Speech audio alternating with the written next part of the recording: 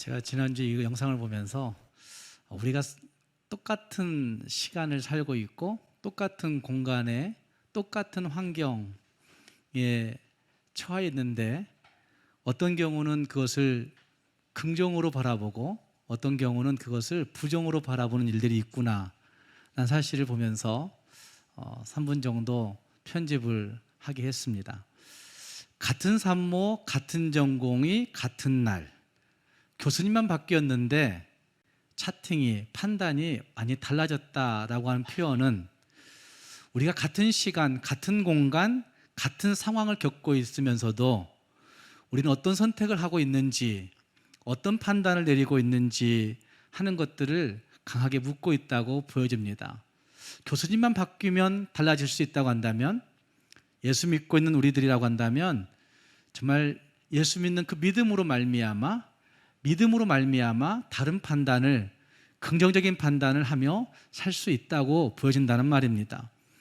그 주인공인 그 교수님이 이런 말 하지 않습니까? 나도 무섭지만 그러나 그것 생각하면 지금 한 걸음도 나갈 수가 없다 라고 한 표현, 지금 상황에서 내가 할 수 있는 최선을 선택하고 긍정적으로 가는 것이 옳다고 보는, 또 사람들을 도와주고 싶다라고 하는 그 표현은 우리가 무엇을 생각해야 되는가 하는 것들을 강하게 도전하고 있다고 보여집니다.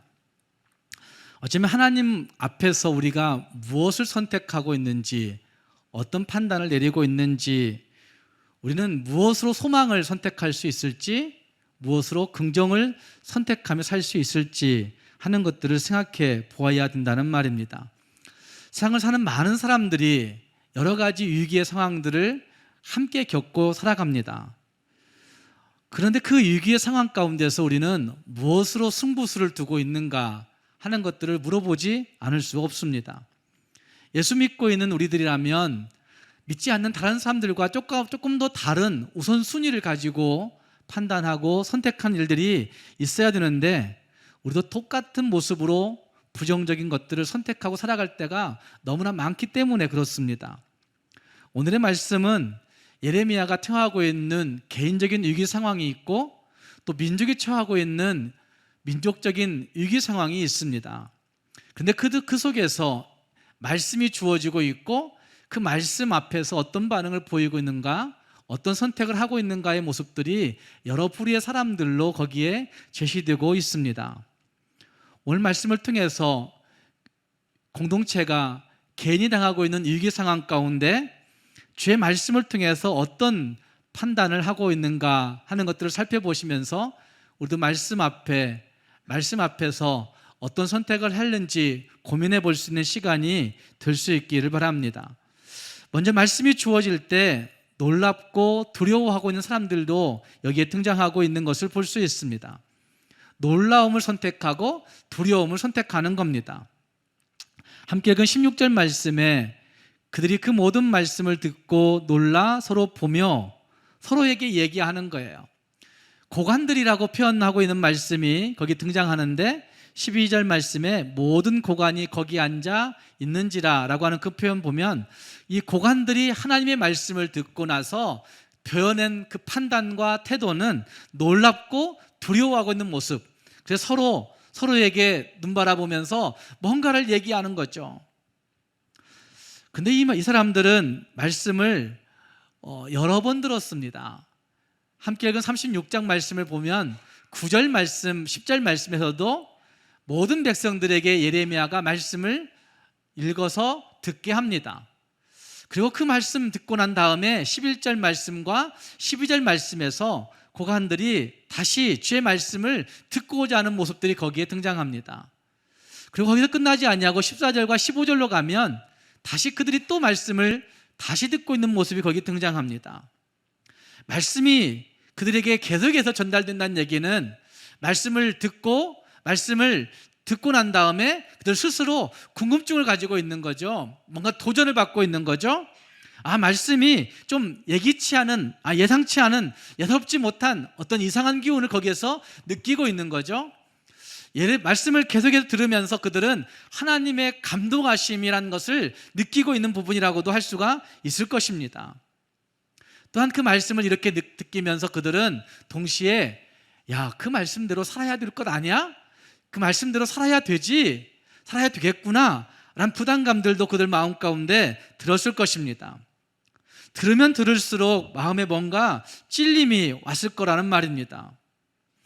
그들을 묘사하고 있는 고관이라고 하는 표현은 단순히 그들이 높은 관직을 가지고 있는 사람들이라 하는 표현보다는 아마 그들이 그 당시에 있는 모든 백성들 가운데서는 지식이 있고 경험이 있고 상식이 있는 사람들이라고 하는 표현으로도 볼 수가 있을 것입니다. 분명히 그들이 가진 지식과 상식과 경험을 통하여서 깨달음이 오니까 두려워하는 거죠. 깨달음이 오니까 놀라고 있는 모습이 거기에 있다는 말입니다. 뿐만 아니라 그 말씀들을 듣고 그들은 바룩과 예레미야에게 너희는 가서 숨어 우리가 왕에게 조금 말해볼게, 언지를 줘볼게, 이렇게 표현하는 말씀이 19절 말씀에 등장하고 있습니다. 이 말씀은 그들이 그 말씀을 듣고 놀라울 뿐만 아니라 두려워할 뿐만 아니라 그 말씀 앞에서 일말의 양심을 가지고 있는 것과 같은 그런 모습이 거기에 등장하고 있습니다. 말씀이 들려졌을 때 두렵고 놀랍고 일말의 양심이 느껴지기도 하지만, 그러나 그들의 마음속에서는 더 무서운 권세가 보이는 거죠. 왕이 가진 무서운 권세가 보입니다. 또 지금 내가 누리고 있는 권력이 보입니다. 또 내가 가지고 있는 돈도 보입니다. 말씀이 느껴지긴 하지만 그러나 내 자식들이 더 크게 들어오는 일들이 벌어지고 있습니다. 그렇기 때문에 말씀에 대해서 바르게 반응하지 못하는 그 태도들이 여기에서 보여진다고 할 수가 있습니다. 얕은 신앙의 모습이라고 할 것입니다. 말씀으로 살아야겠다는 결단이 들지만 권력도 놓을 수가 없습니다. 말씀이 깨달음이 와서 확신되어지고 확신하지만 그러나 돈이 더 크게 들어오는 순간 그것을 결단할 수가 없게 됩니다.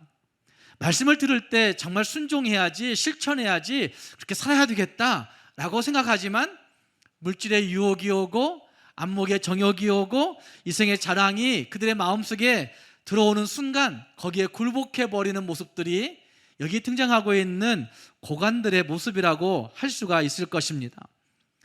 성경에는 이런 자들의 모습들이 많이 등장하고 있고 요한계시록 3장에서는 그들의 모습을 차지도 덥지도 않은 미지근한 자들이라고 표현하는 모습이 거기에 등장하고 있는 것도 볼 수가 있습니다.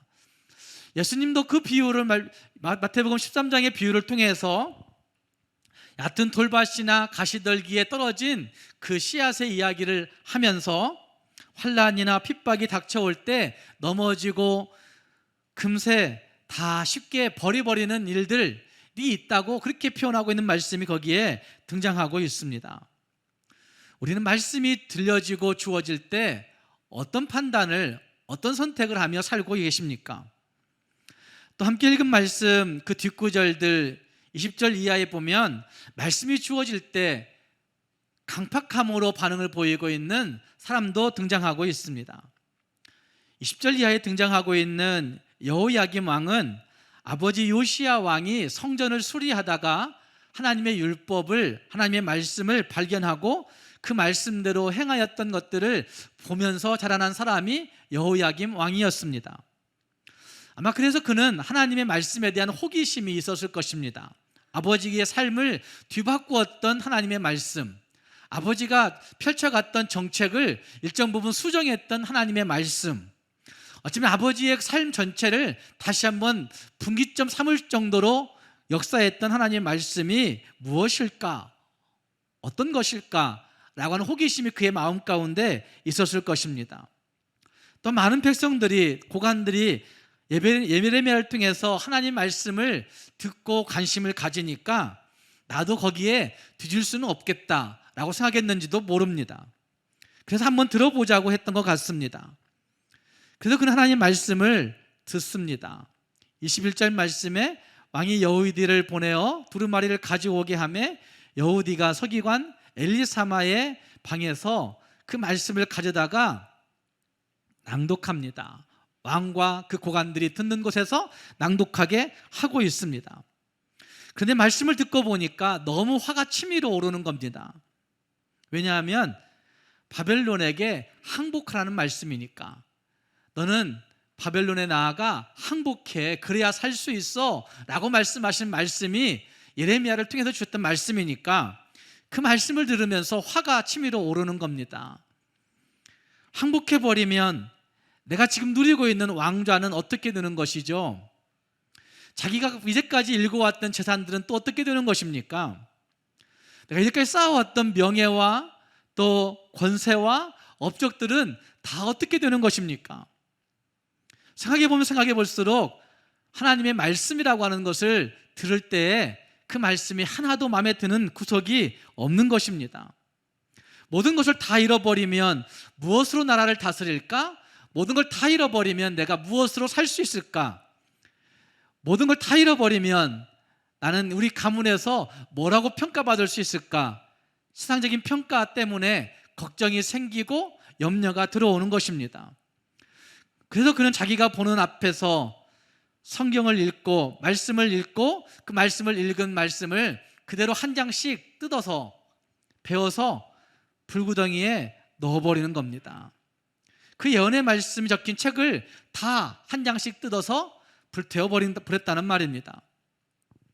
사실 사람이 다른 사람에게 자신의 좋지 않은 지적을 당한다는 것, 자신의 좋지 않은 어떤 부분들을 말해 당한다는 것은 굉장히 어려운 문제죠. 특히 그것을 인정하고 그래 수긍하면서 내가 잘못했어, 나에게 그런 부분이 있어, 미안해, 이렇게 말할 수는 없다는 말입니다. 누군가가 자신의 장점을 드러내주지 아니하고 단점만 계속해서 읽어낼 때, 단점만이 아니라 안 되는 것들만 자꾸 얘기할 때 정말 매우 기분이 나쁠 것입니다. 그래서 대개 남이 자신의 잘못을 지적했다는 그 사실 자체를 불쾌하게 생각하고 싸우려 하는 것이 모든 사람들의 통상적인 모습일 것입니다. 그런데 이것이 바로 교만이라고 할 수 있습니다. 자기 자신의 본래 모습을 보기 싫어하고 인정하기 싫은 모습들, 바로 이것이 교만이라고 할 수 있다는 말입니다. 그런데 사람의 지위가 높아지면, 사람이 무엇인가를 가지게 되면, 사람이 무엇인가를 자기 손에 쥐게 되면 더욱더 다른 사람들의 인정을 받고 싶어하고 그것들을 다른 사람들에게 알려지고 싶은 그런 욕망이 있게 된다고 합니다. 그런데 이것을 명예라고 할 수가 있습니다. 그래서 나이가 들어가면 들어갈수록 남성들이 명예를 쫓아간다고 하지 않습니까? 가진 것들이 조금씩 있게 될 때 그 다음은 명예를 취하고 싶은 마음들이 사람들 마음 가운데 든다는 말입니다. 그것은 마치 소금물을 마시는 것과 같다고 비유하는 사람들도 있습니다. 갈증이 나는데 소금물을 마시면 더 심한 갈증 가운데 빠지게 되는 것이죠. 인정받는 소리, 높아지는 소리, 다른 사람들이 칭찬해 주는 소리, 그걸 더 하다가 한 번쯤 듣기 싫은 소리를 듣게 되면 분노가 치밀어 폭발하는 일들을 보게 됩니다. 바로 지금 여호야김의 태도가 그런 모습이라고 할 수가 있을 것입니다. 오래전 일이긴 하지만 중국의 진시황이 저지른 악명 높은 정책 중에 분서갱유라고 하는 사건이 있습니다. 모든 학문 서적과 학자들이 사람들을 미혹한다고 판단한 그 진시황이 진시황을 비판한다고 하는 생각이 들므로 말미암아 진시황이 시서와 그리고 백가의 모든 책들을 몰수해서 불태워버리고 동시에 그것들을 가르치고 그것들을 감추고 그것들을 동정하는 해석하는 학자들까지 다 생매장해버린 끔찍한 사건이 분서갱유 사건입니다. 북한을 정복한 공산정권이 북쪽에 있는 교회들을 탄압할 때도 이와 같은 정책을 폈다고 이야기합니다. 성경과 관련된 모든 책들, 성경뿐만 아니라 성경과 관련된 모든 책들을 다 불태워버리고 그리고 성경을 가르치는 성경교사들, 지도자들을 죽이는 일들이 북한에서 대대적으로 이루어져서 6.25 전쟁이 발발하기 전에 이미 그 일들이 이루어져서 북한에 있는 성도들이 피난해야 되겠구나, 도망가야 되겠구나 라고 생각했다고 합니다. 그리고 6.25 전쟁이 펼쳐지자 많은 그리스도인들이 진짜 신앙 지키고자 하는 그 마음을 가진 지도자들이 북한에서 남한으로 밀려 내려오기 시작했던 것입니다. 그래서 그 피난 때에 저 부산과 저 경상도 끝자락에 교회가 많이 세워진 것들, 또 목포 끝자락에 교회가 많이 세워진 일들은 이런 일들 때문에 북한에서 피난 내려온 많은 그리스도인들이 그곳에 피난하면서 세운 교회들이 많이 있는 것입니다. 지금 여호야김이 그와 같은 모습이라고 할 수가 있을 것입니다. 자기 귀에 거슬린다고, 자기 마음에 맞지 않는다고 강팍한 마음으로 하나님의 말씀을 불태워버리는 그 오만함을 보이고 있는 모습이 같다는 말입니다. 21세기는 경청의 시대라고 합니다. 그런데 이 경청은 귀로만 듣는 것이 아니라 마음으로 들어야 되는 것이고, 마음으로 들을 때 깨닫게 되고, 마음으로 들어야 자기 각성과 변화가 일어나게 됩니다. 완고하고 강팍한 마음, 고집스럽고 굳은 마음은 교만이라고 얘기할 수가 있는데, 이 교만이 자기 기준이 되어 있을 때 우리는 아무것도 듣지 못하고 잘못된 판단들을 하게 될 때가 많이 있습니다. 사랑하는 여러분, 우리의 마음은 어떠한지 한번 돌아볼 수 있기를 바랍니다. 같은 시간을 살고 있고, 같은 공간에 살고 있고, 같은 환경을 겪고 있는 우리들이지만 나는 어떤 선택을, 어떤 판단으로 내 모습이 살고 있는가 다시 한번 돌아보면서 하나님의 말씀 앞에서 같은 시대, 같은 공간, 같은 환경 속에서라도 하나님 말씀으로 말미암아 더 긍정적인 소망을 선택하고 믿음을 선택할 수 있는 우리 모두가 될 수 있기를 주님의 이름으로 부탁합니다. 또한 말씀이 주어질 때 또 다른 부류는 끝까지 붙들고 변화의 삶을 살고 있는 모습을 볼 수가 있습니다. 예레미야 36장에는 하나님의 말씀이 우리에게 어떻게 전달되는가 하는 것을 잘 보여주고 있는 말씀이 거기에 있습니다. 사실 지난주에 보았던 33장 말씀, 34장 말씀에서 시드기야 왕이 등장하고 있고, 그 시드기야 왕은 예레미야를 갇히게 만들어서 굉장히 괴롭혔던 왕, 하나님의 말씀을 반역했던 그런 왕이었다고 할 수가 있을 겁니다. 그리고 35장에서는 레갑자손의 이야기를 이야기하면서 레갑자손이 하나님의 말씀을 가지고 잘 순종하여서 믿음의 대를 잘 이어가는 자손이었더라 라고 한 말씀이 35장에 등장하고, 36장에서는 또다시 하나님 말씀을 무시하고 불태워버리는 여호야김 왕에 대한 기사가 기록되고 있습니다. 다시 말해서 대조하면서 하나님의 말씀을 선택하는 길이 옳은 길이다, 말씀을 가지고 판단하는 것이 바른 선택이다라는 사실을 우리에게 강조하고 있는 말씀이 예레미야서에서 나타나고 있다는 말입니다. 하나님은 예레미야에게 2절 말씀에서 너에게 일러준 말씀을 거기에 기록하라 라고 한 말씀이 2절 말씀에 등장합니다. 두루마리를 가져다가 그것을 잘 기록하라고 말씀하고 있습니다. 성경은 하나님의 말씀입니다. 하나님은 그 말씀을 통해서 자기의 뜻을 우리들에게 알려주시기를 원하셨던 것입니다. 세상에 많은 기적들이 있지만 그 많은 기적들 가운데 가장 큰 기적은 하나님의 말씀이 오늘 우리에게, 21세기 우리에게 문자로 주어진 것만큼 큰 기적은 없다고 저는 생각합니다. 하나님은 자기의 뜻을 여러 방법으로 보여주시기를 원했습니다.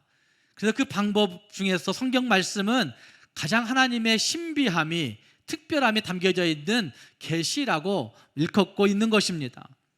성경 전체에 40여 명의 저자가 있고, 그리고 그 기록 기간도 1600여 년 동안 기록된 것을 보면 40여 명이 1600여 년 동안 일관된 주제, 예수 그리스도라고 하는 일관된 주제로 쓰고 있는 그것은 사람이 했다고 할 수가 없는 것이죠.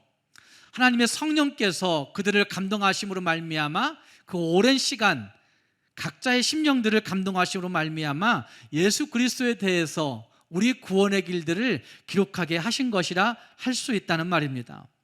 그중 한 사람이 바로 예레미야입니다. 그래서 예레미야는 그 말씀을 기록하여 우리에게 전달해 준 사람이라 할 수가 있습니다. 뿐만 아니라 6절 말씀에서는 하나님께서 백성과 성읍에서 온 자들의 귀에 그 말씀을 낭독하게 하고 있는 모습도 거기 등장하고 있습니다. 너는 들어가서 내가 말한 대로 두루마리에 기록한 여호와의 말씀을 백성의 귀에 낭독하고 모든 성읍에서 온 자들의 귀에도 낭독하라. 7절 말씀에서는 그들이 여호와 앞에 기도를 드리며 각기 악한 길에서 떠날 것이다, 이렇게 말씀하십니다. 그리고 9절 말씀에서도 예루살렘에 있는 모든 백성이 여호와 앞에 금식을 선포했다고 말씀하시는 말씀이 등장합니다. 하나님 말씀을 듣고 그들이 비상사태를 선포하는 것이죠. 지도자들이 하는 것이 아니라 그 백성들이 스스로 하나님 앞에 개인의 삶에, 공동체의 삶에 비상사태를 선포하고 금식을 선포하는 것입니다. 하나님은 오늘도 말씀을 통해서 우리 인생들을 돌아보게 하십니다. 우리의 삶에 구체적으로 개입하십니다. 그 말씀을 읽고 듣고 그 말씀을 새길 때 거기에 내 운명을 걸 수 있는 용기가 필요합니다. 결단이 필요하다는 말입니다. 아마 백성들과 고관들도 그러고 싶은 마음이 있었을 것입니다. 그래서 한순간이지만 그런 결단을 가지고 금식을 선포하면서 결단하고 있습니다. 이것은 하나님 앞에 회개하면서 말씀을 순종하겠다는 의지의 표현이고 가장 강력하게 말씀을 선택하는 태도라고 할 수가 있습니다.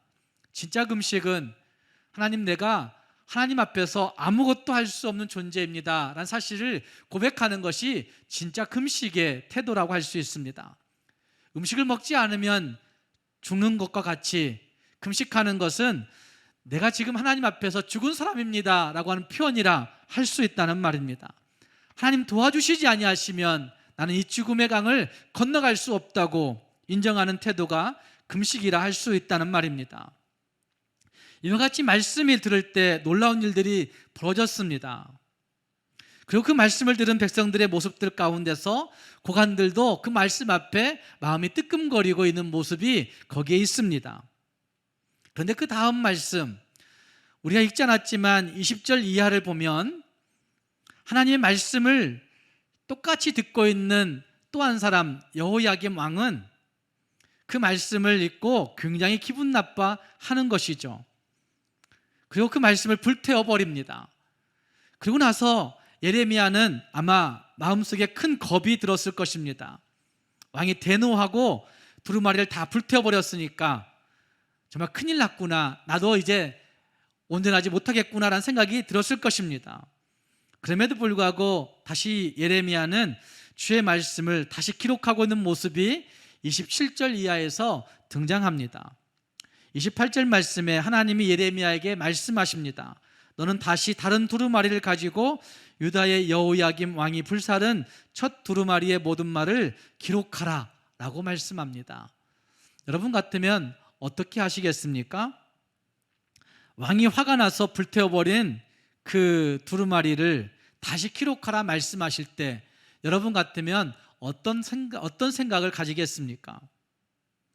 아마 왕이 다 불태워버린 그 말씀을 다시 기록한다는 것은 쉬운 일이 아니었을 것입니다. 그럼에도 불구하고 32절 말씀에 예레미야는 다른 두루마리를 가져다가 바룩에게 주어서 그 말을 예레미야가 그대로 다시 외치고 다시 그대로 진술하고 다시 기록하게 하고 있는 모습이 거기에 등장하고 있습니다.